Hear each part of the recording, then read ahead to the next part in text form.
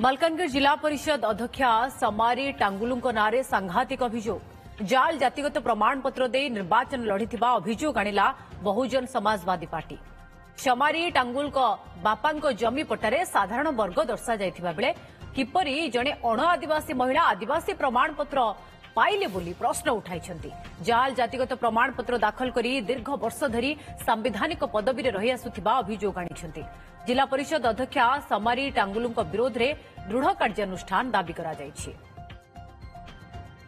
हमर JDP president Shrimati समारी टांगुल से अण आदिवासी बोली तो आम आज तार डॉक्यूमेंट बापा पाइलु बापा ना देखाई कगवती टांगुल बोली से पट्टारे लिखाई जे कटिया साधारण ब्राकेट लिखाई साधारण अर्थ जनरल तो से तो जनरल से केमती आदिवासी सर्टिफिकेट पाइला ता प्रतिवाद रे आमे प्रेस मीट करूछु।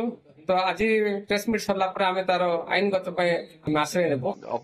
सब अच्छी है ना हमर प्रूफ सब अच्छी माने कोर्ट रो गोटे छिड़ला पड़ला धरी आसी कुर्कुती बुललेनी हैला 3 वर्ष हेलानी क्वाड जे सोइतिले समर्थन कोन कोन एते कोन एटा लोक की इलेक्शन रे एते बरे ए करकी तदारक करकी दिहंती एती कोन तंग माने एटा नै कि भाई ना कोनंती समाज जगी कटिया ही जियो बारबो आ कटिया जियोटा को रण बारबो नै कि को परजा बारबो नै को माने कोन को ब्राह्मण बारबो नै जदी सम ताको द्वारा जदी हाथ रे अछि माने दे देउ नांती माने से माने समाज के कोर्ट मते लिखल ना दे देउ।